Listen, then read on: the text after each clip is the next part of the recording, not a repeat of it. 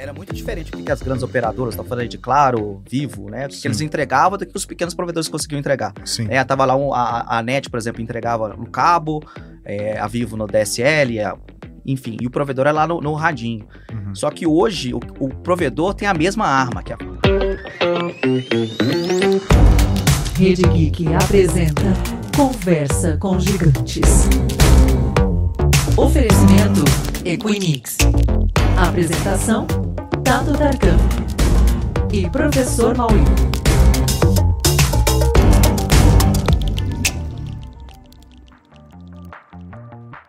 Começa agora mais um episódio do Conversa com Gigantes. Eu sou o Professor Mauri e aqui comigo o meu querido amigo Tato Tarkan. Professor Mauri, estamos aqui para mais um Conversa com Gigante e eu admito que dá para perceber, quem acompanha as temporadas, percebe um sorrisinho que eu tenho quando a gente vai falar de tecnologia. Ah, é? Porque, assim, quando a gente não vai falar de tecnologia, eu costumo dar aquela inserida da tecnologia, Sim, né? você tenta puxar É uma paixão. Sim. Mas quando a gente vai falar de tecnologia, fica aquela coisa mais leve. Sim, você se sente em casa, né? Eu tô em casa. Dessa vez a gente recebe aqui Renato Ornelas. Renato, é um prazer ter você aqui com a gente hoje. um grande prazer estar aqui com vocês, poder falar um pouco sobre a minha carreira, falar sobre o mundo da tecnologia, né? Porque desde jovem, eu falo pequeno porque eu sou pequeno. Né? Então, desde jovem eu tô imerso nesse mundo e sou completamente alucinado por tecnologia. Hoje você tá ocupando, você é fundador, né? Mas é o CTO da OpenX, é isso? É OpenX ou é OpenX? Eu ouvi dizer que tem história por trás aí. Vamos lá. O sanduíche é X-tudo ou X-tudo? Cara, é X-tudo. Por causa do queijo. É isso eu aí. sou mineiro. Maravilhoso, é isso Eu aí. vou pedir pela primeira vez, eu vou Maravilhoso, pedir é pra isso. edição colocar o som da bateria. Porque foi fenomenal. É isso aí, é maravilhoso. Aqui no, não sei, né, em outros estados, pelo menos aqui em São Paulo, de repente região sudeste, né, quando você vai pedir um hambúrguer com queijo, né, ficou, né, em vez de cheeseburger, né, cheese. As padarias abreviaram o cheese pra só X, né, então isso ficou cheeseburger ou queijo mineiro aí, Open X, justíssimo pra Cara, mim, que genial. se não é história real, a partir de hoje é, Não, tá? tem que ser, cara. Não é a real, mas é a que a gente usa. Muito mais divertida, né? Na verdade, a história a nossa origem. A gente começou a mexer muito com software open source. E quando a gente bolou lá os vários nomes, Open não sei o que, ficamos tentando vários nomes. Uhum. E a Paula, que é a minha sócia, a minha esposa, ela falou, põe X, que X é qualquer coisa. Então a história real é um pouco menos engraçada. Mas ela é boa. É boa também. É boa. A gente trabalha com Open qualquer coisa. Open X tá ótimo, cara. É isso aí. Mas considerando que, pelo que eu vi, a empresa tem mais de 20 anos, né? O X também pegava muito 20 anos atrás, né? Que dava aquela sensação de futuro, né? De tecnologia, de repente, né? É isso aí. dá essa carinha pra aquilo que vocês fazem. Mas antes da gente falar da OpenX, queria falar de você. Você já falou que é de Minas, mas você pode contar um pouquinho da sua história? Como que você chegou a fundar a OpenX? Sim, vamos lá. Tava até no caminho pra cá, relembrando um pouco da minha trajetória, e eu lembro, assim, com 13 para 14 anos, assim, eu já comecei a acessar BBS, né, então sempre fui entusiasta disso, me conectei na internet a primeira vez em 95, foi logo que lançou a internet comercial no Brasil. Eu lembro que uma vez eu fui numa livraria e tinha um livro lá, Como se conectar na internet, era uma ligação internacional pra Nova York. Ainda bem que eu não fiz essa ligação naquela época, senão eu não estaria aqui pra contar a história. A família, cara, minha mãe não ia matar. gostar muito na hora que chegasse a conta lá, 1 hora conectado em Nova York. Mas comecei a logo cedo conectar na internet. Nessa época, para poder fazer os upgrades no meu computador, eu fazia trabalho para meus pais e meus amigos, ajudava ele a montar os computadores e tal. E todo mundo naquela começou a querer conectar na internet e me pedia dicas e eu fui ajudando as pessoas a se conectar, né? Naquela época da internet de escada. E eu descobri um provedor lá em BH, que era muito legal. Ele era o primeiro provedor que não usava link da Embratel, usava link da RNP, então que era uma rede bem congestionada naquele início da internet. Uhum. E naquele momento, quando eu fui uma vez lá nesse provedor, eles falaram, cara, não é você que instala para um tanto de gente? Eu falei, sim. Falaram, quer trabalhar com a gente? A gente tá precisando. Então eu fui trabalhar, meu primeiro emprego foi num provedor de acesso. Que loucura, porque o cara descobriu, sabia que você instalava pra galera. E ele falou assim, não, vem trabalhar com a gente. Isso foi em fevereiro de 97, então já tem 28 anos que eu comecei a trabalhar todos os dias, né? E era isso. O primeiro emprego foi instalador de internet de escada. Acho que vocês nunca ouviram falar de alguém que trabalhou com isso na vida. Que loucura. Só que no momento em que eu não tava fazendo instalação, eu era aquele moleque que ficava atrás do ombro dos caras e falava, por que você tá fazendo isso? Por que você tá dando esse comando? E os caras, que moleque chato da porra, né? Então, chegaram e falaram, cara, vou criar um acesso pra você. Nem era Linux ainda, né? Usava um sistema Unix, chamava SO Unix. E os caras, vou criar um acesso pra você aqui, você entra nesse diretório, vai dar tal comando pra você listar todos os... E vai aprendendo um por um pra você se virar. E eu comecei a fazer isso, comecei a gostar, e aí eu comecei a assumir mais coisas, então deixei de ser o instalador para realmente começar a cuidar de administrar a rede. Que legal. Em 98 eu entrei na UFMG para fazer ciência da computação, mas eu gostava tanto de trabalhar que eu matava a aula para ir pro trabalho. Olha eu isso. fiquei nesse provedor até Repetidiano. na faculdade, sim. Pegou umas DPs e tal. Eu fiz um bocado de vezes. Mas isso, na verdade, você tava trabalhando. Porque, assim, é interessante, porque o que é legal é que quando você é muito jovem, assim, você acha que o professor sabe tudo, né? À medida que você vai crescendo, você vai entrando assim, você começa a estudar mais do mundo real, você percebe que muitas vezes os professores não sabem tudo. Você tem que descobrir. E foi um pouco do meu choque quando eu percebia que alguns professores não sabiam exatamente sobre o que eles estavam falando. É porque você, na verdade, é muito curioso isso, né? E a gente tá criticando um professor do lado do professor. Não, sim, tô sentindo nada direcionado. Não são todos. Até engasguei. Mas eu passei por isso também na faculdade. Que, na verdade, é um fenômeno. Se você tá no mercado de trabalho, e às vezes o cara é do mundo acadêmico. Às vezes ele manja muito, mas ele é do universo acadêmico. Sim. E você tá numa realidade onde tem uns bypasses, onde tem uns contornos, onde às vezes a tecnologia tá sendo usada agora, já não é mais a mesma que tá sendo discutida academicamente. E ainda mais, poxa, vamos falar isso, sei lá, nos anos 90, anos 2000, era uma outra velocidade das coisas acontecendo. Exatamente. E aí, eu também passei por isso de estar na faculdade e de tomar umas DPzinhas e repetir umas matérias porque eu tava trabalhando e desanimava. Era o que você falava pros seus pais. Na verdade, é hoje como eu racionalizo o processo. E é a desculpa que eu e o Renato temos pra não pegar mal com os filhos, né? Exatamente. Falar assim, não, é porque trabalhar. Era uma outra época. Mas meu pai tem uma frase ótima sobre isso, que na teoria e prática são iguais. Na prática, não. Cara, é muito bom. É muito boa essa frase. Na teoria e prática são iguais. Na prática, não. Eu vou pedir licença para poder roubar essa frase também. Fica à vontade. Bom, e aí, então, da faculdade, eu resolvi, foi lá nessa época desse primeiro provedor da Provê, foi onde eu conheci a minha esposa, que é minha sócia, a Paula. Em 2000, esse provedor fundiu com o maior, que esse mercado de provedores sempre passa por época de fusões e aquisições, né? A gente teve isso na época do discado, teve isso na época da internet via rádio, tá acontecendo muito isso agora na época da fibra. Em 2000, eu resolvi sair dessa empresa, e em 2001, a gente montamos a OpenX. Na ideia, exatamente...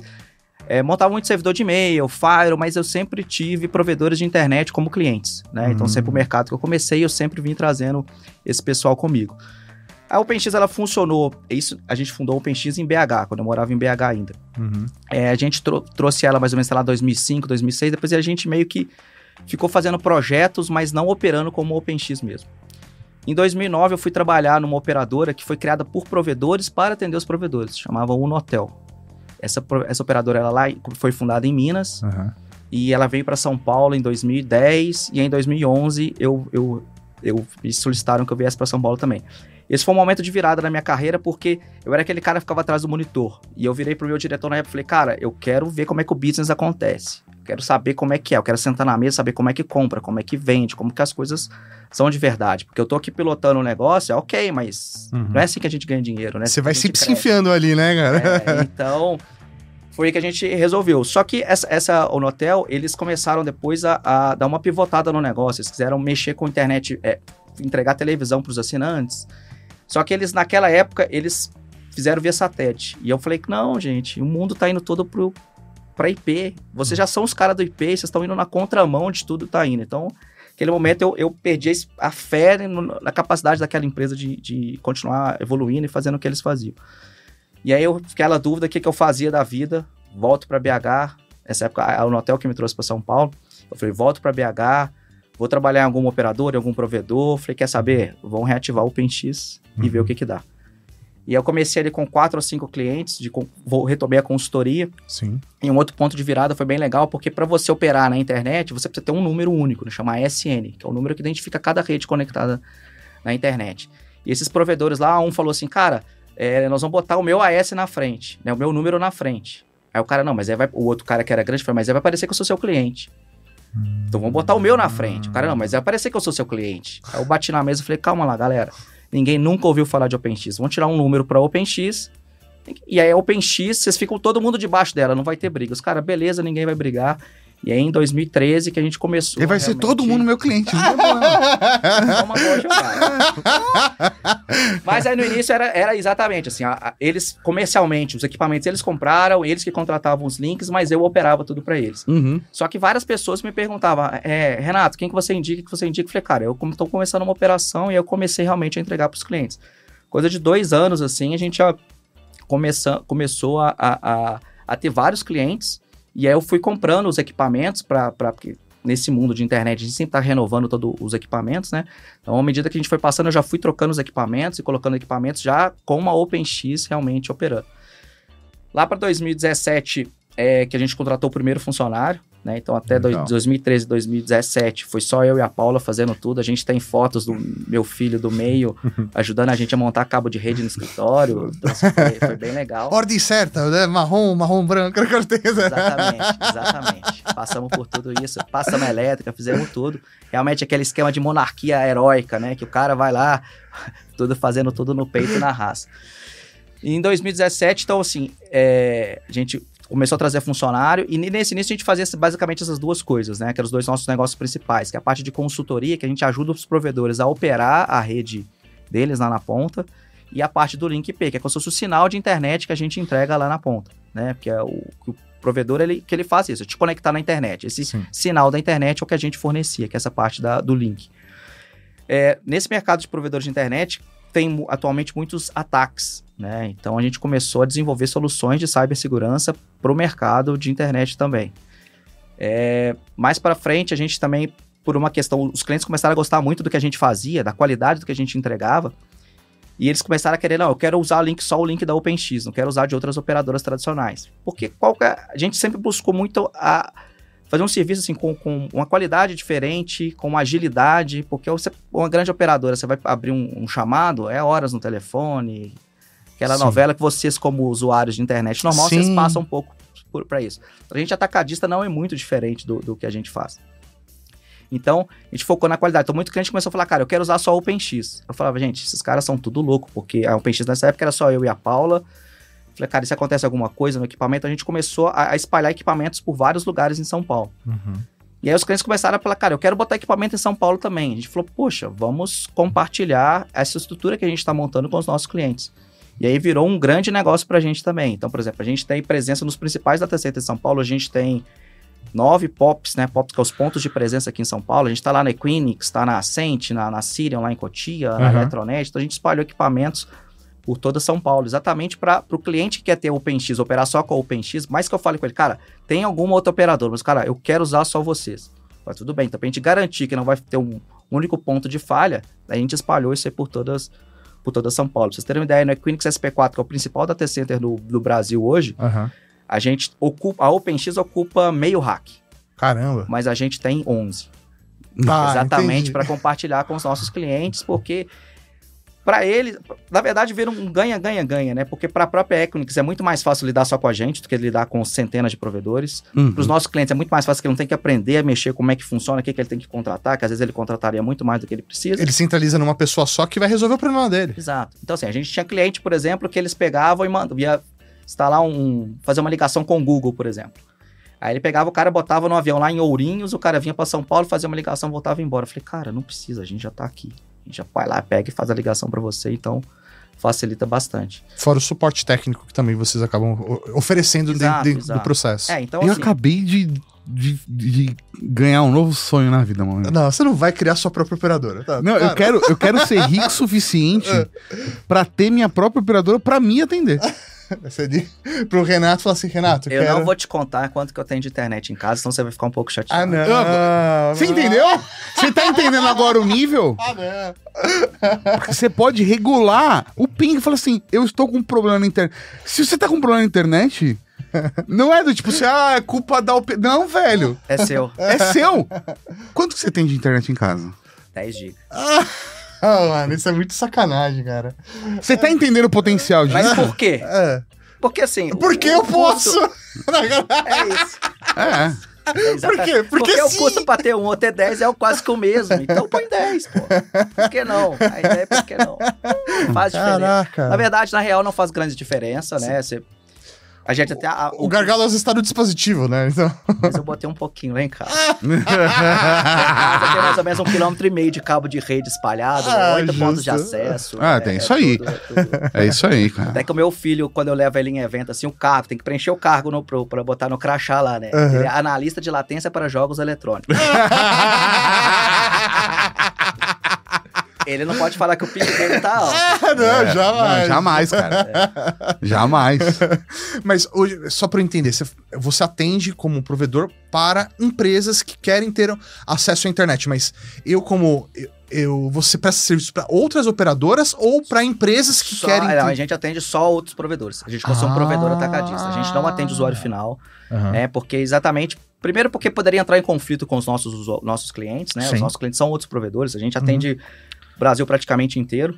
Então a gente tem cliente do Rio Grande do Sul até no Pará, por exemplo. O Pará é um dos estados que a gente mais entrega tráfego. Sim. Exatamente, eles dão um jeito de se conectar na nossa estrutura e a gente distribui tráfego pelo Brasil inteiro. Então, assim, porque assim, eu tô ficando meio embasbacado com isso, porque assim, na minha cabeça, a operadora, ela tinha sua própria infraestrutura. Então, sei lá, eu posso estar contratando o serviço de uma operadora que é, sei lá, uma operadora virtual. Ela só tem o nome, ela só vende pra mim, mas ela tá, toda a infraestrutura e serviço é prestado por você. Mais ou menos, né? Não, porque é esse que é o negócio que é legal e por que o mercado do Brasil é tão diferente. Só no Brasil que tem essa quantidade de provedor como tem. Porque a origem disso é lá em 95, quando foi separado o que é internet do que é telecom. Perfeito. Na época do discado isso é muito claro, porque assim, lembra do discado, assim, você fazia uma ligação telefônica, isso era telecom. Sim. Chegava no provedor e o provedor te levava para a internet. Então era bem claro o que é telecom do que é internet. Perfeito. Hoje você tem esses pequenos provedores pelo Brasil inteiro. Pequenos a gente fala assim, entre aspas, porque a gente tem provedores com centenas de assinantes, tem provedores agora que tem milhões de assinantes. Sim. Que teve um processo de consolidação no mercado muito grande. Então, claro que existem, eles fazem essas duas coisas, faz a fibra até a sua casa e entrega, também te conecta à internet. Mas existem operadoras que eu posso operar de uma maneira virtual, eu contratar a parte de telecom de outras empresas e somente entregar o sinal para o assinante. E tem os outros pacotes que estão associados ao serviço. Então, às vezes, por exemplo, uma operadora, ela não tem o expertise dessa parte técnica, mas é boa, por exemplo, na parte de venda, compra de roteador, montar o sisteminha deles que vai no roteador, e aí, imagina que cada unidade dessa, ele vai decidir como comprar, quando ele vai trocar a tecnologia desses dispositivos que vai para casa dos consumidores, o processo de instalação ali na região, a infraestrutura, e aí a responsabilidade normalmente dos caras, né? E assim, o mercado foi bem legal porque você volta 10 anos para trás. Era muito diferente o que as grandes operadoras, estou falando aí de Claro, Vivo, né? O que eles entregavam do que os pequenos provedores conseguiam entregar. Sim. Tava lá a NET, por exemplo, entregava no cabo, a Vivo no DSL, enfim, e o provedor é lá no radinho. Só que hoje o provedor tem a mesma arma, que é a fibra ótica. Exatamente. Você consegue entregar lá na ponta, é uma excelente qualidade. E aí onde que o provedor, por que tem tanto provedor, por que eles explodiram tanto? Exatamente porque a arma que ele tem, melhor ele ganha na agilidade. O atendimento, a proximidade que ele tem com o assinante é completamente diferente. Você vai ligar para um call center, você fica chorando, não sei o que e tal. Muitas vezes no provedor, não, ele vai lá na loja. O tio da minha esposa tinha um provedor, que hoje esse provedor se consolidou e é um desses maiores do Brasil. Mas era o cara ia lá na loja pra tomar um café com ele, queria pagar lá com um boleto, pagar o boleto na loja. Então, assim, é um negócio completamente diferente Sim. do que você conseguiria fazer com uma grande operadora. Né, e faz sentido, porque você não precisa nem ir muito longe de São Paulo, né? A gente tá, pra quem tá ouvindo a gente, tá acompanhando aqui pelo vídeo, nós estamos em São Paulo, né? Então, basicamente, a gente tem os grandes players aí, né? Sei lá, Claro, Vivo, TIM, e basicamente isso, né?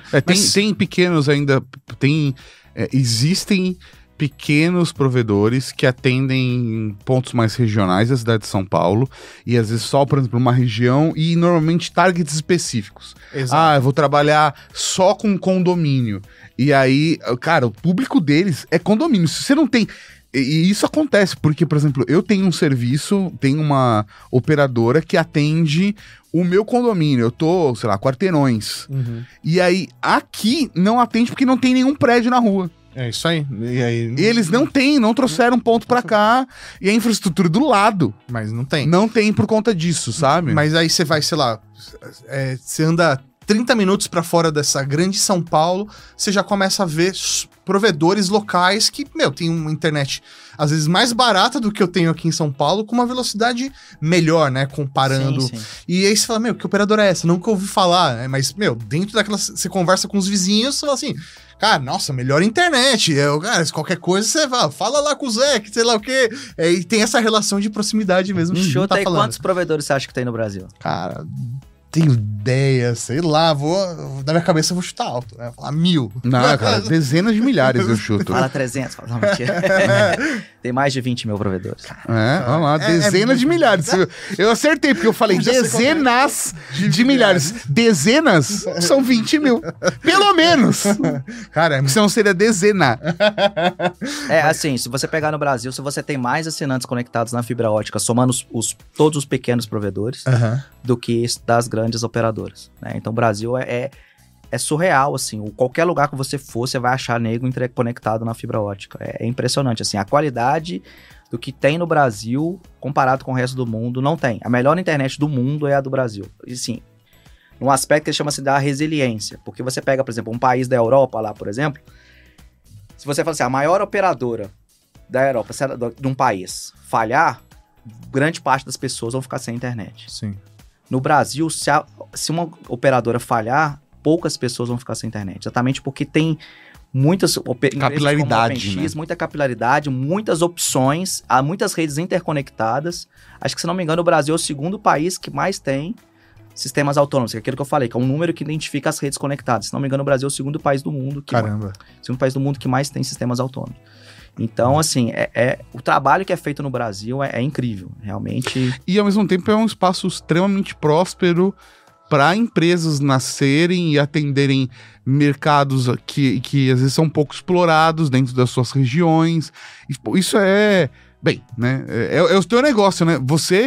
Você atende empresas que têm essas necessidades específicas, né? Exato. Então, assim, o que a gente buscou foi fazer uma curadoria desses links, né? Dos sinais de internet. Então, a gente tem sistemas, como é que a gente trabalha? A gente tem uma inteligência muito grande, um conhecimento de mercado muito grande e ferramentas que nos apoiam nas decisões. Então, a gente tem ferramenta, por exemplo, que eu vejo lá todo o tráfego que está passando. Por exemplo, onde que é melhor de eu me conectar com determinado conteúdo? O pessoal está usando mais... Por exemplo, agora tem muita coisa que está online, né? Por exemplo, antigamente futebol era da Rede Globo. Mas hoje é IP, né? Hoje futebol tem jogos que são exclusivos no streaming. Então você pega... exclusivo, tem coisa que é exclusiva, inclusive, no... Exclusivo. Tem coisas que você... Por exemplo, Cazé tá fazendo pelo YouTube. Exato. E criou sua própria infra de televisão pro YouTube. Né? De televisão...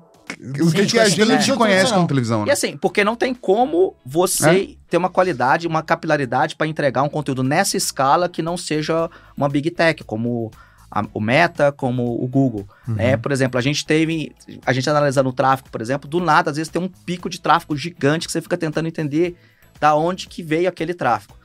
Ano passado teve um evento desse que a gente viu assim, do nada, 120 GB a mais de tráfego vindo do Facebook. E a gente quebrando a cabeça de o que teve ontem, alguém lá do time falou, cara, acho que teve a live da Boca Rosa.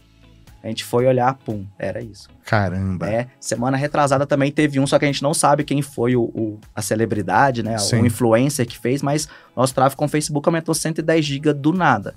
Né? Então, assim, por isso que a nossa rede, ela tá preparada para esse tipo de tráfego, né? A gente não tem gargalo, a gente projeta tudo assim com bastante folga para todo lado. Tanto Sim. que quando veio a pandemia, parece assim que a gente tinha encomendado o negócio, porque assim, a gente tinha acabado de fazer uma grande expansão na rede, veio a pandemia, a gente estava preparado para o que veio. Loucura. Né? Então, assim, nas primeiras 3 semanas, assim, o nosso tráfego aumentou, tipo, 60%. Nossa, que loucura. Então, Me tira uma dúvida, cara. Quando a gente tá falando dessa questão de infra e tudo mais, porque tem todo um processo burocrático, né? Você falou assim, o cara precisa conectar com o Google, né? Porque pra quem não sabe, né, você tem que... Você pode se conectar com esses serviços grandes, essas bases grandes, por meio dos access points da própria internet e tudo mais, e aí depender desse acesso indireto, ou tá dentro do mesmo data center que o cara, e aí é como se estivesse literalmente ligando na tomada, e você ganha muita velocidade para esse tipo de tráfego, né? Eu tô tentando traduzir de um jeito simples aí. É exatamente isso, assim, você pode, o que a gente chama, por exemplo, a conexão indireta, a gente chama de trânsito, né, porque na verdade a rede, os pacotes, a internet é uma rede de pacotes, então os pacotes estão passando por um ASN, estão transitando por um ASN, por exemplo, sai lá de um provedor, transita por um outro provedor para chegar no Google, esse é um tráfego indireto, então vai depender de como estão as conexões daquele provedor ali de trânsito e etc. Se você se conecta diretamente, você tem um tráfego muito melhor, porque você não está passando por terceiros. Tem outra coisa no Brasil que é muito incrível, existe como se fosse um mercadão para essa questão da troca de tráfego, chama ponto de troca de tráfego. O do Brasil, que é do IXBR, mesmo pessoal lá do Registro BR e tal, o X.br é do Brasil e ele é o maior do mundo. Tanto em volume de tráfego, acabou de quebrar a semana retrasada, se não me engano, o pico de tráfego de 40 terabit de tráfego. Caramba. É coisa assim, surreal. Então, assim, do Brasil, o de São Paulo é o maior do mundo em volume de tráfego e em quantidade de redes diferentes conectadas. Então, a melhor opção, por exemplo, se você não tem opção nenhuma, você vai conectar indiretamente com aquele ASN. Sim. A segunda opção é nesse mercadão aí, que você vai ter uma conexão direta, mas é numa estrutura compartilhada. E disparada, a melhor conexão é você conectar diretamente com ele. Né? Então, por exemplo, a gente está conectado diretamente... Ser vizinho. Exato, essa é a vizinho. Com uma conversa ali no pé do ouvido, só eu direto com o Google, sem tem mais ninguém no meio do caminho. Que, por exemplo, é o caso da estrutura que você falou de estar na Equinix da vida, que o Facebook tá lá, o Google tá lá, a Netflix tá lá. Então, se você tem uma operadora, o seu cliente vai ter um conteúdo com um delay mais baixo, com uma velocidade melhor para acessar esses serviços, que normalmente é o que a galera vai fazer, né? São, sei lá, qual é o tipo de número de requisições ao Google por dia no usuário médio, né?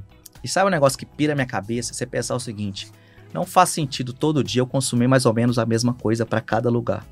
Porque hoje você viu um filme no Netflix, amanhã você não vai ver. Sim. Mas como que o meu tráfego pro Netflix quase todo dia é exatamente a mesma coisa? Porque vai balanceando. O dia que eu paro de assistir Netflix, uma hora assiste. A pessoa, exatamente, uma boiada, né? Então, assim, na média, tá todo mundo ali. Eu assisti 3 episódios. Aí eu viro pro Mauro e falo assim, cara, aqueles 3 episódios são bons. Aí ele assiste no dia seguinte. Aí eu assisti, sei lá, Paramount. Aí eu digo pro Maurinho, mas ó, esses 3 da Paramount. Então... E aí eu assisto mais 3 da Netflix. E assim vai indo. Nessa questão do tráfego, existe mais uma outra opção que acontece. Por exemplo, os grandes fornecedores, as grandes Big Techs, as grandes Big Techs ficou redundante, né? As Big Techs, elas colocam equipamentos dentro da estrutura do provedor para ficar ainda melhor. Então, por exemplo, lá dentro do meu data center, eu tenho servidores do Netflix, tenho servidores do Google. Então, por exemplo, o Netflix, quando você tem um volume de tráfego X com eles, ele já te manda um servidor. É até legal que o servidor é vermelhinho também. Aí, que da hora! Depois vocês podem visitar lá o OpenX, eu mostro pra vocês. Pô, vai ser um prazer. De verdade, eu vou ficar muito feliz de fazer isso, cara. É bem legal. E aí, por exemplo, tem um servidor, você tem uma parte os filmes mais acessados da Netflix estão ali. Você atinge mais um outro patamar, eles te mandam mais um servidor. Aí quando você atinge um terceiro patamar, eles te mandam já um servidor grandão, que, por exemplo, lá no meu escritório eu tenho todo o catálogo do Netflix. Então não tem nada que eu vou acessar do Netflix que não vai estar lá dentro, que vai ter que buscar do lado de fora. E o Netflix por exemplo, tem do Google também, acontece a mesma coisa, tem o Facebook também, tem a Meta também, tem servidores que eles colocam dentro dos provedores. E por que as Big Techs querem colocar isso? Para encurtar exatamente o caminho. Experiência do usuário aí. Vai fazendo cache, na verdade, né? Você tem o cache ali da biblioteca inteira, porque não é só o cache, no caso, né? Que você tem também os arquivos ali para poder dar acesso rápido local, né? Mas, de certa forma, sei lá, por exemplo, um YouTube da vida funciona como isso, né? Ele vai alocando como se fosse cache, né? Porque, putz, tem tal vídeo que tá sendo requerido bastante no Brasil. Aí, beleza, esse daqui precisa estar no Brasil ou em tal região. Aí se ele para de ser requerido, mas é muito forte, sei lá, em outra região do mundo, ele vai estar no servidor da outra região do mundo. E se você for pedir, às vezes demora, é que hoje em dia é muito mais rápido, mas eu me lembro lá nos primórdios do YouTube, você percebia a velocidade diferente. Isso não deve estar no Brasil. Isso não tá no Brasil. Esse vídeo não tá aqui no cache, cara. Inclusive, vocês verem, isso é muito visível, por exemplo, o quanto que a latência importa. Se você pegar no Smart TV, por exemplo, botar no Netflix, e enquanto você tá fazendo o browser ali, escolhendo o filme, você vê que ele já tá tocando o filme ali no fundo. Sim. A maior parte dos outros streams, você vai lá e clica, ele vai lá dar a rodinha, ela roda algumas vezes, exatamente porque o conteúdo não tá tão próximo do usuário. Então isso faz muita diferença na percepção. Por que muita gente ainda usa o Netflix?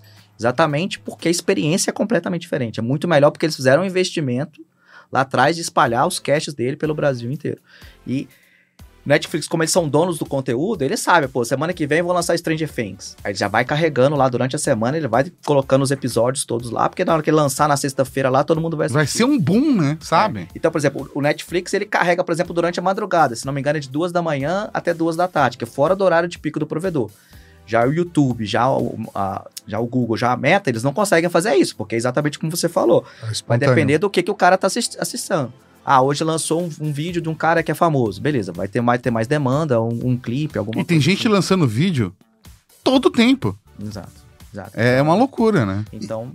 Desculpa te cortar, é que eu queria entender, por exemplo, dentro do seu trabalho, Renato, como que fica, por exemplo, essa parte de inteligência? Porque, beleza, a gente tá falando, sei lá, de uma Netflix, tá falando de um Facebook, que tem o controle e tem, sei lá, uma equipe para fazer essa gestão, essa inteligência. Mas, sei lá, se eu sou um provedor que, sei lá, tô atendendo a minha cidade, eu não tenho, de repente, na minha equipe, alguém que vá direcionar, tem mais gente acessando o Netflix do que YouTube. Você presta esse tipo de serviço também de direcionamento de tráfego? Sim, a gente consegue fazer para o cliente exatamente esse planejamento, de onde é que ele tem que estar conectado para ele melhorar. E a gente, por exemplo, para os nossos clientes, nessa parte da consultoria, a gente fica de olho. Olha, você já atingiu os patamares que vale a pena a gente entrar em contato com o Google, ver se eles já podem mandar o servidor.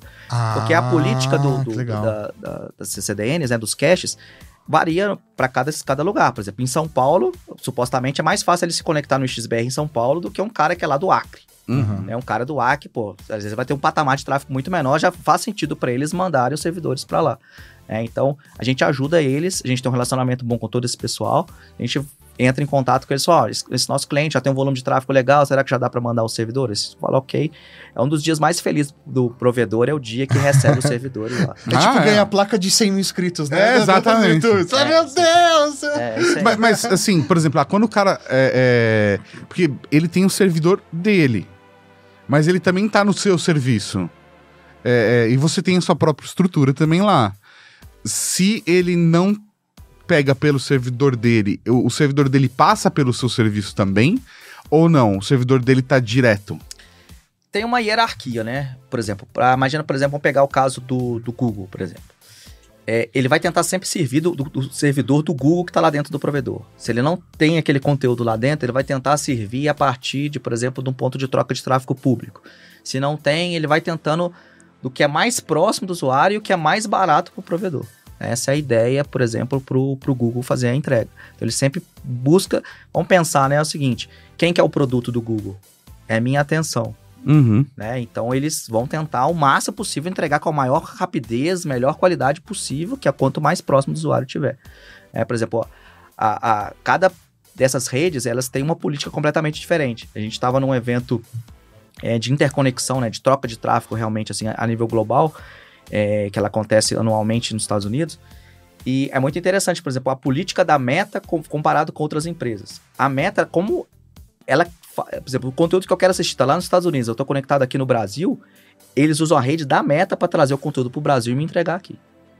Porque eles querem garantir a cadeia fim a fim, entregar no melhor caminho possível. Tem outras que não, fala, cara, vou te entregar onde for mais barato para mim.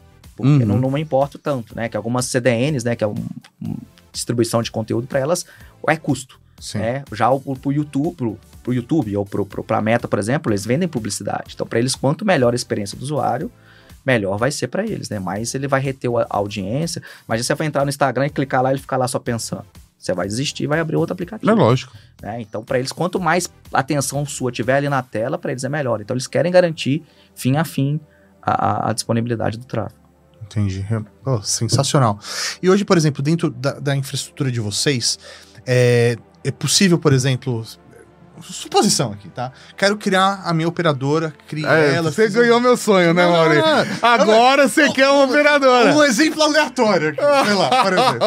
Eu consigo, por exemplo, chegar com vocês e criar um planejamento para fazer uma operadora onde vai ser, sei lá, o provedor do Tato, o provedor para quem quer jogar online. E aí a gente fazer todo um planejamento estruturado para gerar a melhor experiência para quem quer jogar, por exemplo. Isso é possível eu ter esse tipo de controle na hora de criar o melhor plano para o meu negócio?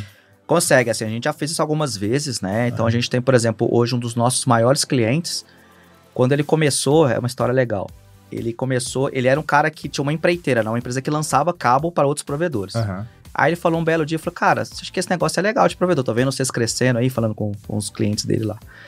E aí, um cliente nosso falou, cara, procura o pessoal da OpenX que eles vão te ajudar com um plano. E ele veio atrás de mim e falou, Renato, eu quero montar um provedor. Eu falei, cara, primeiro nós vamos testar se é um negócio pra você. Porque uma coisa é você tá aqui gravando podcast, outra coisa é você for lá e botar a internet no seu condomínio e imaginar que 4 horas da manhã um vizinho seu vai querer acessar um site, não vai abrir e vai te ligar. Sim. Então a gente fez um MVP pra ele, falei, cara, nós vamos fazer um negócio aqui o mais enxuto possível, pra você investir o mínimo possível em equipamento, em conectividade, pra gente fazer o start do negócio. Ele não fechou comigo. Ele fechou com outro cara, passou 6 meses, Renato, eu não fechei com outro cara, mas eu segui a sua ideia. Mas não deu muito certo. Vão você cuidar pra mim? Eu falei, cara, tudo bem, só que agora é mais caro. Por que é mais caro? Foi uma coisa montar do zero, outra coisa é consertar um negócio que já tá rodando. Exatamente. Aí, aí você me ferra, né? Aí não fechou de novo. Aí passou mais 6 meses. Cara, pode cobrar o que você quiser, que agora eu quero. Eu falei, não, cara, eu tô de boa aqui agora. A XS se ferrou, você já viu que você precisa de alguém pra cuidar. E eu comecei a cuidar da rede dele em 2017. Se não me engano, ele falou assim, isso foi em maio de 2017, falou, se não me engano, ele falou assim, em dezembro eu vou chegar em 5 mil assinantes. Aí chegou no início de dezembro e falou, batemos 5 mil, o que a Dilma falava? A gente bateu a meta, dobra a meta. 2018 eu quero 10 mil. Dezembro de 18, falou, temos 10 mil. Esse cara hoje tem quase 200 mil assinantes. É um dos maiores provedores lá de BH. E esse cara hoje é Albert Einstein. Mas assim, até lá em BH também, eu tenho um outro amigo que ele já tinha tido uma operação, vendeu a operação dele para uma grande operadora e... Tem aquele, quando você vende, você tem um contrato lá que você fala, vou ficar X anos fora do mercado. E ele ficou contando os dias, as horas para poder terminar a quarentena dele e entrar. E ele entrou e montou o provedor dele. O primeiro cliente, ele ativou acho que em dezembro de 19, logo antes ali da pandemia. Aí quando veio a pandemia, explodiu o provedor dele. É um cara que é muito bacana, assim, que o marketing que ele fez, tudo como é que ele cuidou, assim, foi uma proposta bem diferente no mercado. Hoje ele tem uma operação já bem robusta, já bem saudável, bem legal, assim, que a gente ajudou ele desde o início, desde criar o projeto provedor, os equipamentos, esse planejamento, falou assim, o que você precisa fazer, em que fase que nós vamos trocando, com o próprio rendimento do negócio, né, a gente vai trocando os equipamentos e fazendo o refresh, né, porque... O provedor de acesso lá na ponta, de cada 2, 3 anos, ele tem que realmente trocar praticamente tudo, porque o crescimento é muito grande. Sensacional. E dentro do modelo de negócio, sei lá, imagino que basicamente as pessoas chegam para você e falam assim, quanto custa por giga, né? Por tráfego que se faz um projeto. Mas dentro, pelo que você está contando pra gente, dentro do que o trabalho executado, não é simplesmente só fazer o custo por transferência, né? Tem todo esse suporte, atendimento, experiência. Você pode contar um pouquinho de como que é essa relação com o cliente, como é esse suporte que vocês oferecem no dia a dia? É interessante porque assim, o mercado busca muito isso. E preço, durante né? muito tempo a gente tentou educar o mercado de que não é só essa variável que ele tem que levar em consideração. A gente até mudou a forma de vender, era completamente diferente. E por exemplo, você tem uma ideia, uma grande operadora. Eu contratei, por exemplo, lá uma porta de 10 GB. Se eu usar mais do que 10 GB, tem operadora que me cobra mais caro no valor do mega, né? A unidade de venda é 1 mega. A mega. Uhum. Né? Então, vamos supor, eu contratei 10 GB e usei 11. Aí o valor do mega adicional é mais caro. Durante o tempo eu tinha um produto que quanto mais o cara usava, mais barato ia ficando. E todo mundo ficava na tabela única. Só que os clientes não conseguiam entender isso.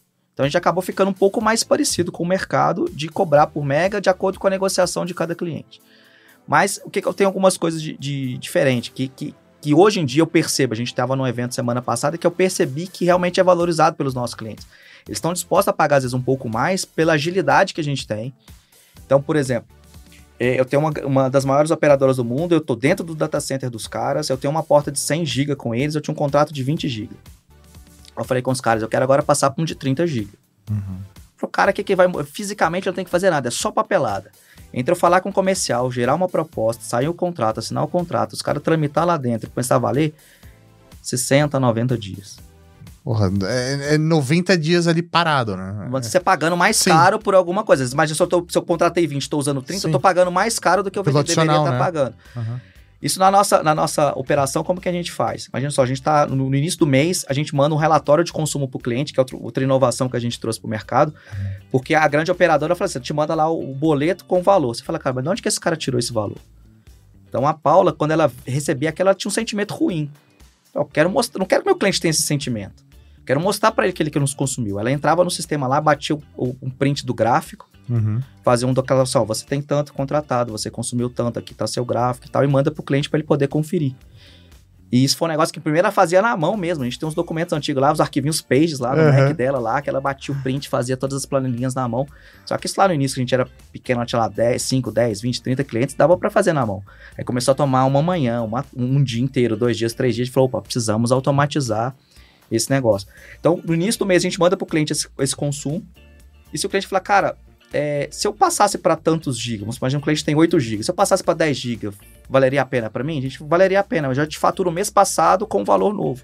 A gente é muito pró-cliente. Ah, a gente legal tenta isso, entender hein? o que ele é. Então, assim, o cliente começou a enxergar valor nessas coisas. Que não é só o valor do mega. Sim. Porque a gente fala com ele, cara, você olha o valor do mega, mas no fim do mês você não me paga um mega. Você me paga uma fatura. Então, às vezes é melhor você, por exemplo, contratar comigo o valor do mega um pouco mais caro, mas você contratar 5 GB e usar 6, quer dizer, você paga mais barato no mega, contratar 10 e usar 6. Porque no fim do mês a sua fatura vai ficar mais cara para a grande operadora que você está pagando muito mais, que não tem essa flexibilidade e tudo mais.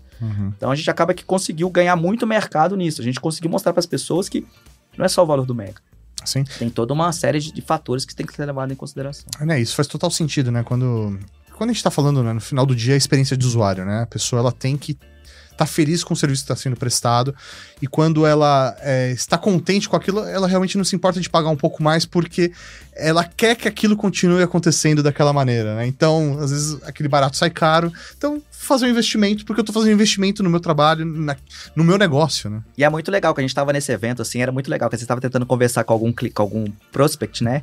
E conversando com um cara assim, aí tava um cliente aqui, eu falei, vem aqui, por favor. Chamava um cliente, deixava os dois lá, o meu cliente vendia pro outro. O cara falava, cara, você quer tranquilidade, contrata OpenX que vai funcionar muito bem e tal. Antes eu tinha muita dor de cabeça, hoje pra mim funciona legal, porque é isso que a gente quer. Porque assim, se é um negócio que tem que ficar o cliente abrindo muito chamado, não sei o que e tal, onera pra gente a nossa operação. Sim. Então, quanto melhor funcionar, quanto mais automático, quanto mais satisfeito o usuário final ficar, pra gente, no fim do dia, ganha, né? Então, assim, a gente ganha muito exatamente na qualidade do que a gente entrega, no que a gente compra, como a gente formata, como a gente entrega, e aí a gente tem, por exemplo, o nosso atendimento é muito diferente. Você vai falar com uma grande operadora, você vai estar no call center, vai abrir um chamado, aquele cara vai só anotar o recado, passar para um outro cara, que daqui a não sei quantas horas vai olhar. Com a gente não, você já fala com um cara que tem acesso ao equipamento, que já vai resolver 99% dos problemas.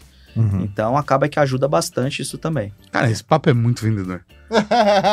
Eu nem tenho uma provedora. E tô assim, Quero ter meu próprio. Agora é um sonho. Mas eu não quero ter o trabalho de ter que criar um plano de marketing, de arrumar cliente. Eu já tenho cliente ideal, sou eu. Já é meio caminho andado. Mas é muito engraçado você falar de papo de vendedor, assim, porque a gente não tem vendedor até hoje. Não, mas não é um papo. Mas mesmo? eu entendo você. Eu entendo você porque. Poxa, eu e o Mauri, nós somos sócios em 2 empresas. Sim. E nesse processo, muito processo de venda acaba sendo feito por nós mesmo. E não existe um discurso de venda. O que existe é a nossa paixão pelo que a gente faz. E é isso, cara. Você tá falando com a paixão de quem faz por paixão. Olhando, é uma paixão resolver problemas dos outros. É uma paixão falar, eu encontrei um caminho aqui que é mais curto e que sai mais barato, ou ainda, não é mais barato, tô deixando claro que não é mais barato, mas o serviço que eu entrego é melhor que todo mundo, isso eu garanto. E eu entendo essa sensação. Eu entendo essa sensação de chegar e falar, cara, não tem ninguém que faz melhor isso daqui que a gente. Não é falsa modéstia. É a parada de você ser guiado pela paixão, sabe? Então, eu entendo. Putz, eu não preciso do processo de venda. Como você falou, eu coloco um cliente pra conversar com o outro e ele me vende. Porque o serviço fala por si. Isso é um argumento de venda já, sabe? Mas não precisa ter o vendedor como um artifício, o vendedor que é o convencedor, né? Que vai tentar criar o argumento ideal. Não! Porque a paixão faz isso. Você não precisa criar um argumento. E isso é muito, muito, cara, encantador. Isso é muito encantador. Eu acho que é por isso que, putz, cara, que você ao longo da história foi falando, aí fala, não, porque tem o primo, o amigo, o vizinho, o cunhado, que é a galera que tava vivenciando a tua volta e começou a olhar e falou, cara, isso é muito legal. E falou, não, agora eu quero uma operadora também. Agora eu quero 5, 10, 20, 200 mil. Mas eu acho que é isso, sabe? De estar junto e de vivenciando a paixão e comprar a paixão. E é bem legal, assim, a gente revisitando a nossa história, porque se a gente pegar, assim, olhar do lado do business, né? Se eu falar assim, o consultoria. Consultoria hoje é 6% do meu faturamento. E é 98% do meu esforço. Você fala que cara burro.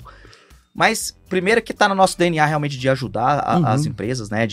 Nosso objetivo final é melhorar a qualidade da internet lá na ponta, né? Isso pra gente é inegociável. E segundo, porque é o seguinte, já nos trouxe resultado. Por exemplo, às vezes o cliente começou como consultoria e virou cliente de link, então já é um negócio que se retroalimenta. Mas por que meus técnicos são tão bons em resolver problemas? Porque eles estão o dia inteiro resolvendo o problema dos outros.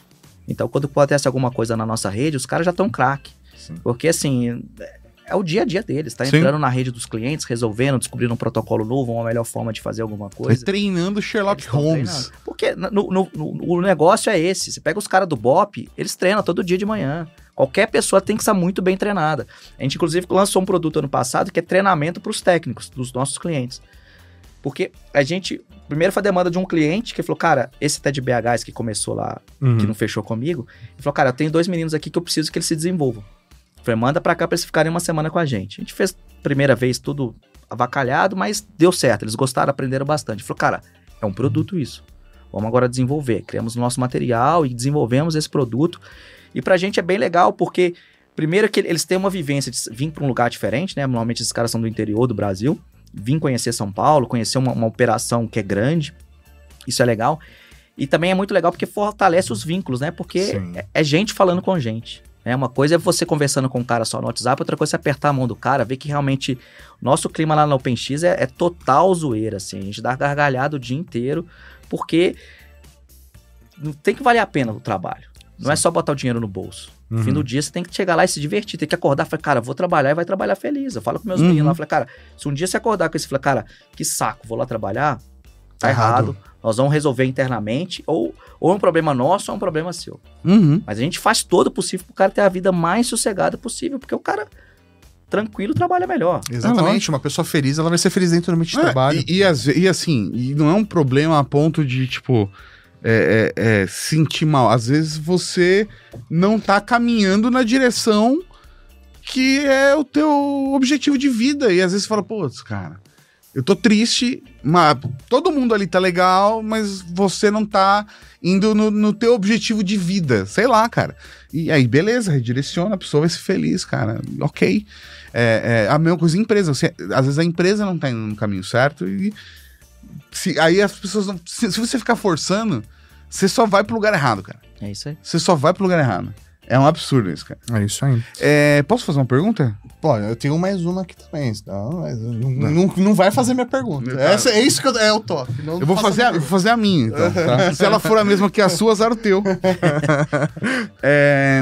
Cara, a gente tem picos, né? Momentâneos. De acordo com novas tecnologias que vão saindo. Droga, e que isso impacta no... Como você sabe que eu não fiz a pergunta? Eu tô sentindo aqui já no meu coração que é a minha pergunta. Vou fazê-la primeiro. Como a inteligência artificial influenciou aí no tráfico de vocês? Fiz primeiro. Era essa? Era essa. A inteligência artificial captou. Mas eu ia preparar a audiência falando assim, porque teve o boom dos streamings, sim, o boom dos temos vídeos, as ondas, os booms do áudio, que isso tudo vai impactando no tráfego, né? Sim. Na real, assim, ainda não se sabe. Tem alguns eventos que a gente participa e teve um cara que foi bem sincero. O cara que é o maior fabricante mundial de equipamento de transmissão de cabo submarino. O cara falou, cara, na real ninguém sabe. Porque hoje o consumo na internet é muito grande por causa dos vídeos, né? Você não vai ficar transferindo, pensar, máquina para máquina, não vai ficar transferindo vídeo para lá e para cá. Né? Então, assim, vão ser muitos dados processados, mas não se sabe o quanto que isso vai ficar nos Estados Unidos, ter que vir para cá, o quanto isso vai ficar local. Então, assim, a gente não é algo que a gente vê assim, nossa, o tráfego nosso para OpenAI é gigante. Isso pra gente não é nada relevante ainda. Né? A gente, inclusive, na nossa ferramenta de análise de tráfego, o que é o normal, por exemplo, da análise que as empresas, a maior parte dos provedores fazem? É pelo número do AS. Ou seja, quanto de tráfego vai da minha rede que vai para Meta. Para Netflix, ou pro YouTube. Pro Google. A nossa ferramenta, ela consegue falar o seguinte, quanto de tráfego meu vai para Meta, mais para o WhatsApp, para o Facebook Vídeo, para o Oculus, para do Google. Quanto de tráfego tem na minha rede que é update do Google Chrome. Quanto de tráfego da minha rede que é pro Android, quanto de tráfego da minha rede que é pro YouTube. Então a gente tem essa visão geral. Então, assim, não é algo que chama a nossa atenção. Porque a LLM, se for para pensar, no geral, é texto, cara. É texto. Que é um negócio que ocupa pouquíssimo. Eu acho que impacta, e aí é o ponto do não dá para saber, é porque impacta indiretamente. Porque tem sido produzido cada vez mais conteúdo com IA e automatizado. Exato. E você não consegue saber o quanto de conteúdo está sendo consumido que foi produzido por IA. Você tem muito conteúdo que é dentro de um data center, que é um tráfego que não é visível para a internet. Então, um tráfego, por exemplo, meu para um servidor que vai processar alguma coisa de inteligência artificial. Então, esse tipo de tráfego pode ser grande, mas ele não acontece na internet. Então, ele não impacta no momento diretamente no que a gente vê. Então, não é nada muito relevante. O tráfego que eu tenho de TikTok é absurdo. O tráfego que eu tenho de Instagram é absurdo. Deixa eu fazer uma pergunta. Agora eu vou ganhar da tua pergunta. Já que você roubou a minha, que você falou, é a pergunta, mas eu comecei falando. Antes disso, só tava na tua cabeça. Ideia não conta nada. Vai tentar patentear uma ideia pra você ver. Vale a execução. O que vale a execução. Até que você roubou foi mais rápido que eu. Agora, cara, e quantidade de conteúdo adulto representa quanto, cara? Cara, não, hoje em dia é menor do que era. É mesmo? Antigamente era absurdo, era muito grande mesmo. Porque você consegue saber da onde está originando, para onde está indo. Ou pelo menos, mesmo que o cara esteja usando um VPN, na verdade, aí você não tem o reconhecimento, né? Não, a gente não tem. Aí você... Mas eu sei que os caras estão usando VPN, não tem um tráfego de VPN relevante assim pra que eu falar assim que vai influenciar na porcentagem. Não, putz, mas VPN, você tá falando de... Eu acho que é 0,02% dos usuários aqui vão fazer um tunelamento por algum motivo, seja ele qual for. Só segurança. Cara. Não, porque é isso, cara. É isso. É alguém que tá preocupado com...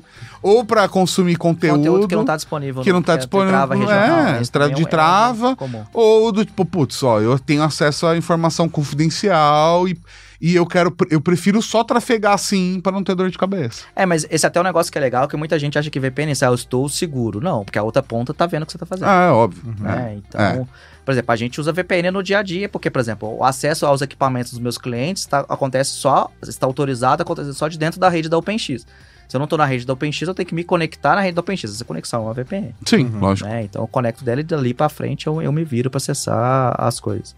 A rede da OpenX é da minha casa também, porque... tá tudo porque rede. Seu menino merece uma latência boa jogando Fortnite. É isso aí. Maravilhoso. Renato, pra gente fechar aqui nosso bate-papo, queria fazer um último bloco aqui com algumas perguntas rápidas, pra o pessoal poder te conhecer um pouquinho mais. Você topa? Claro, vamos lá. Bora lá. Bom, já que você é de Minas, né? Quero saber... Qual é a sua comida preferida? Aquela que, alimenta a alma. Sabe? Tô triste, se eu comer isso, eu vou ficar feliz. Costelinha. Costelinha. Delícia. Mas tudo é impressionante, né? Comida de Minas é uma coisa de louco, cara. Tem tudo.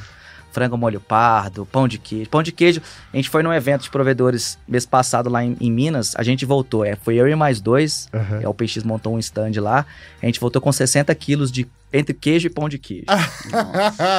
Os caras... A gente foi botar na mala, não cabia, assim, a gente carrega no lombo mesmo, O que deu pra despachar, o resto a gente trouxe na mão mesmo. Maravilhoso, muito bom. Tem alguma música que não pode faltar na sua playlist? Então, isso é um negócio que é interessante, assim, porque são fases, né? Então a gente vai acabar mudando bastante, né? Mas, assim, no momento, quem escolhe bastante é meu filho, né? Filho adolescente de 16 anos, então põe umas músicas, não são muito boas, acaba controlando, mas eu sou mais do rock, né? Então eu gosto bastante, por exemplo, Sublime, eu escuto bastante ainda, mas é engraçado que música... Chega até uma fase assim que você escuta aquilo, depois você não muda muito o seu gosto, Exatamente. Né? Você fica só naquela... Minha playlist é a mesma, sei lá, uns 20 anos já. Mas assim, vai mudando, por exemplo. Pra acordar, eu uso bossa nova pra acordar, né? Legal. Então, toda gente acorda, então música clássica. Meu pai gosta muito de música. A gente tinha CD na minha casa em 86. Pô, que legal. Né? Então... sempre escutei muita música, meu pai escutava de tudo quanto é coisa, jazz, então assim, acaba que eu conheço bastante coisa, né, mas gosto mais mesmo de rock. Legal, bacana. Tem algum filme que você gosta, né, que você assiste várias vezes, mas você sabe que lá no fundo ele é ruim? Você fala, putz, cara, as pessoas não vou contar pra todo mundo, não, porque posso passar vergonha. Filme até que não, assim, acho que o filme que eu mais vi na minha vida foi Matrix, né, que um dos projetos que eu fiz foi de fazer um encoder já fiz um encoder de áudio, que usava às vezes um evento ao vivo, a rádio colocavam, por exemplo, tinha uma rádio que fazia um evento no Mineirão, e tinha um equipamento que ficava no Mineirão, outro equipamento no estúdio, a gente usava através da internet pra transmitir. Depois o cara pediu pra eu fazer um de vídeo também. Então foi bem na época que o DVD que eu tinha pra poder fazer os testes era Matrix. Isso já era um filme que eu gostava, já tinha visto várias vezes, mas eu vi Matrix, sei lá, mais de 100 vezes, né, nessa brincadeira. Mas filme, assim, falar que é estranho, assim, falar que não, mas sério, eu até lembrei de uma aqui, que é aquela Pushing Daisies. Não sei se vocês viram. Não. Ouvi falar. Assim, a estética é muito interessante, a premissa é muito interessante, mas é bizarro. É bizarro. É um cara que se ele encosta numa pessoa, essa pessoa tá morta, ele encosta, ela vive. E se ela ficar mais de um minuto viva, outra pessoa morre. Caramba. Então, assim, aí o cara acaba virando um detetive. É bizarro. É legal, mas vale a pena ver. Parece ser legal. Tá onde hoje? Acho que no Max? Acho que talvez. Vou dar uma olhada em Pushing Daisies. Não, a estética é incrível. É muito, muito bonito mesmo, assim, a série. Mas é um negócio, assim, que... Acho que foi bem naquela época que teve greve de roteirista e tal, acabou que foi uma série que não durou. Isso explica muito, né? Greve de roteirista, você vê. A greve do roteiristas machucou muita gente. Pois é. Muita série. Tem algum esporte que você pratique ou que você goste de acompanhar? Eu pratico jiu-jitsu. Olha só, então, assim... eu tava procurando mais uma atividade pra poder fazer com meu filho, né? Eu tenho o João, ele tá com 16 anos, vai fazer 17 agora em agosto. E aquela questão de pai e filho, né, a gente achar alguma coisa que pode se conectar melhor. né? Então eu falei com ele, cara, nós vamos entrar no jiu-jitsu. Ele, não quero, levei arrastado mesmo pra dentro do tatame. E foi legal, assim, porque eu procurei algumas academias e eles falaram assim, não, cara, não dá. Sem nem ver ele, falou assim, cara, não dá. E eu achei uma que é bem perto da escola dele, que a logística funcionava muito bem. E eu falei, fizemos uma aula teste, eu e ele. Eu falei, cara, como é que a gente vai poder fazer pra treinar? Porque tinha uma aula pra adolescente e aula pra adulto. Ele falou, não, vocês dois vão treinar junto.